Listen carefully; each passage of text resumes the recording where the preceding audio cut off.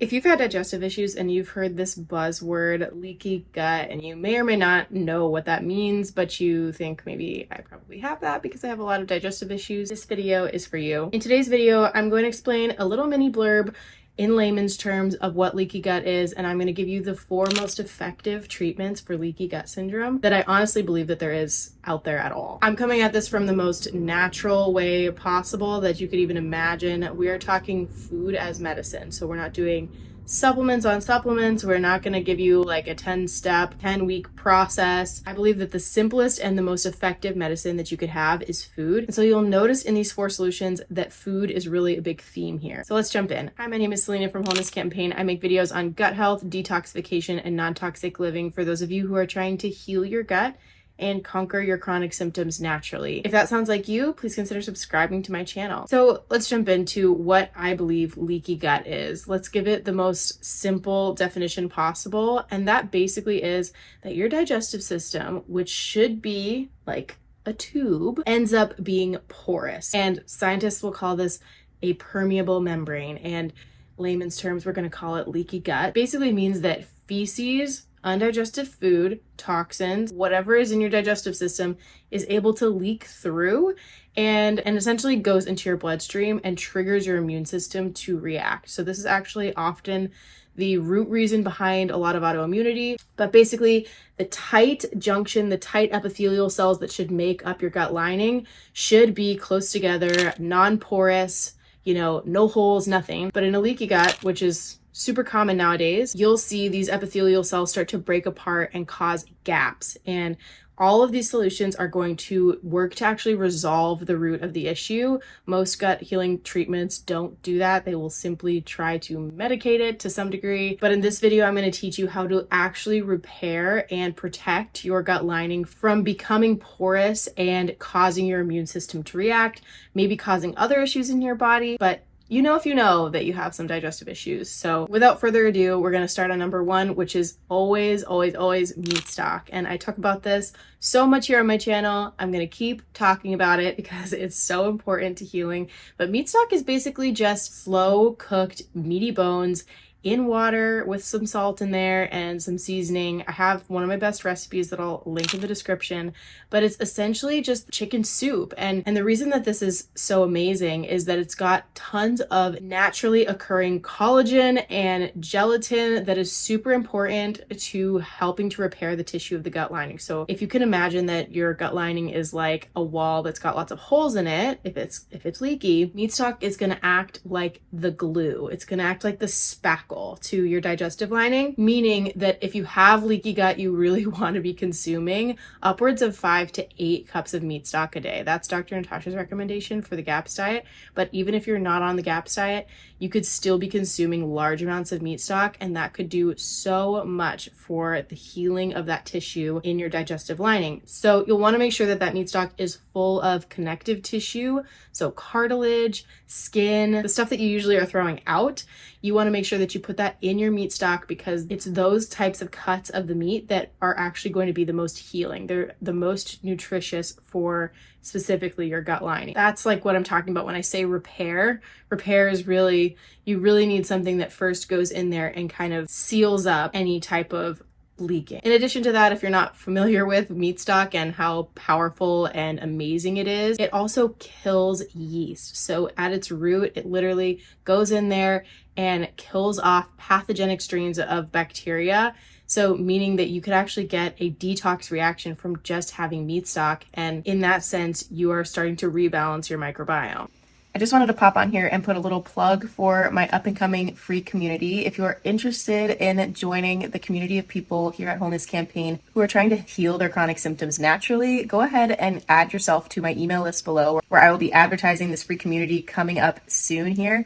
I would love to have you there. I already have several people from my focus group that are interested in coming in, and my hope is to sort of build a healing community with lots of momentum on healing your gut and conquering your chronic symptoms naturally. So be sure to check that out in the description box below. Number 2 is going to be probiotics. And again, something I talk about a lot here, but I want to make sure that you know that you don't have to run to the store and pick up this expensive probiotic that's probably not going to do anything for you. What you're really going to need is some cabbage, and some water. It's really that simple. So sauerkraut is one of the best forms of probiotics that can start to repopulate that beneficial bacteria in your gut. And there's known strains of beneficial bacteria in sauerkraut that, when studied, actually resolve some of the more severe autoimmune conditions that are out there. So all that to say is it does so much. Not only is it protecting the mucus lining in your gut, so right above that epithelial cells, you've got this mucus lining that needs beneficial microbes to have a healthy balance of beneficial to pathogenic in there. And so replenishing it does that. And in addition to that, beneficial microbes, especially the ones in sauerkraut, actually chelate heavy metals. So we're going to talk about that a little bit more in number 4 because it's so important to really resolving any type of gut issues you have. But really, however you can get probiotics in, if you have a pill, take the pill.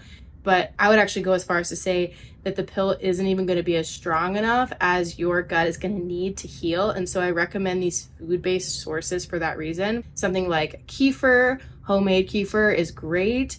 Yogurt, especially if it's not pasteurized yogurt, that's going to be awesome. But fermented brines, basically when you ferment vegetables, so you're putting them in salt water, you're leaving them on the counter for a certain period of time, you're basically creating this anaerobic environment with the salt where they are not exposed to oxygen, and it allows for these beneficial strains of bacteria that are in there to multiply quickly.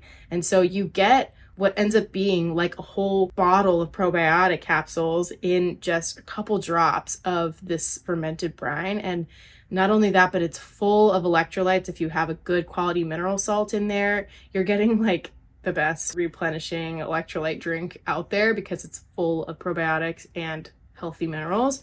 So that's going to be number 2 because I just think it's really, really foundational. And that's like one of the first things I'll tell people to add into their diet if they don't have it in there already. And unfortunately, the sad American diet does not have almost any probiotics, you guys. We should go ahead and look at Germany because they're doing a lot better and they often are eating lots of sauerkraut. Number 3 is healthy fats. And you know, there's so much controversy about fat out there. I just want to say that fats are healthy. They are good for you.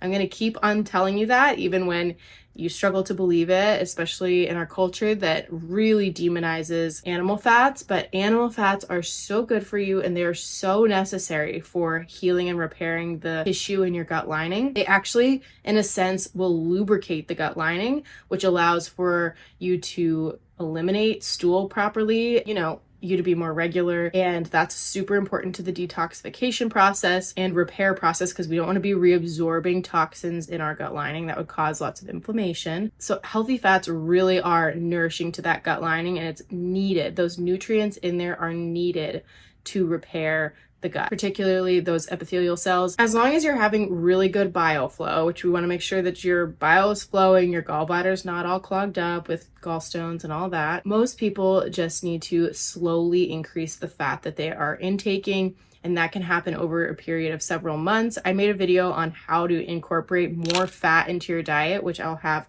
linked in the description.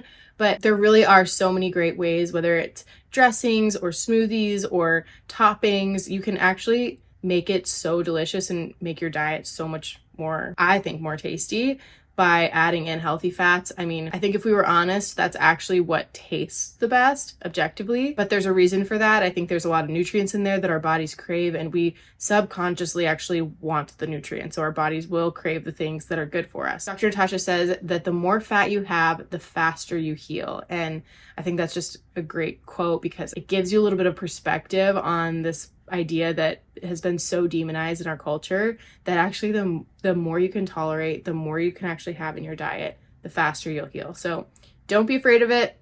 I would really recommend incorporating it wherever you can.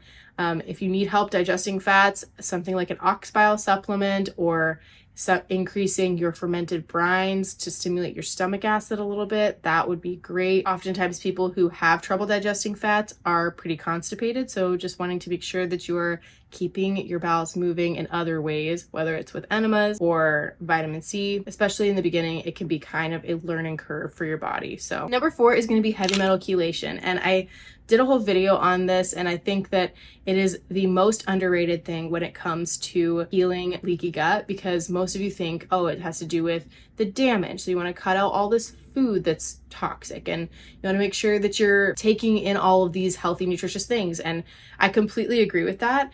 But I think so often right now in our culture, we are inundated with so many heavy metals that our bodies literally can't heal under the burden of this toxicity we're exposed to. If you need a little bit of convincing that heavy metals are a problem or that you even have them, I really would recommend checking out that video. I'll have linked, but they really are everywhere. They're in our air, they're in our soils, they're in our water. We are so frequently exposed to heavy metals. And if you're looking to bring balance back into the ecosystem in your gut, you really need to pay attention to this, because pathogenic bacteria will feed off of heavy metals. And so if you don't address the idea of your toxic load, your heavy metal load, it's going to be really hard for you to actually get rid of those pathogens in a sustainable way, because they will just, fortunately, grow back if your body needs them, because there's metals hanging around. There are safe and unsafe ways to chelate heavy metals, and I will leave that to those other videos to explain some of those, but I'm not a fan of IV chelation. I'm not a fan of chlorella. I'm not a fan of spirulina, even activated charcoal. I don't love that. Like, a lot of these heavy metal chelators are not the best at actually eliminating them from your body. So whatever you find, just make sure that it's really good at eliminating it from the body, not just binding to the metal. I'll have one or two examples linked in the description box below if you're interested in kind of like getting your feet wet with heavy metal chelation.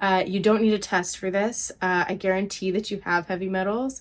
It's really important to address them, especially if you have any symptoms whatsoever, because at the root of so much of our toxicity is these contaminants that have just been leaching into our bodies for, generations. Most of the good heavy metal chelators on the market will actually address several different types of metals, so you're not just binding to one particular one. That's why I don't love the idea of testing, the hair tissue mineral analysis. Like, do it if you want, but I don't love testing that way, because at the end of the day, you're going to do the same thing that you would have. You're going to use a safe form of heavy metal chelation, and you're going to do it really slowly. And often the substance you're using is going to attack most, if not all, of the types of metals that are in your body. So knowing the exact amounts is not always helpful. And not only that, they're not always the most accurate. So again, like I've mentioned, I have videos on all 4 of these. So if you're interested, check out the description box for more videos that will kind of go deeper into these topics. But if you got any value out of this video, please like the video and subscribe to my channel. My goal with this channel is to take you from confusion and overwhelm to clarity and peace,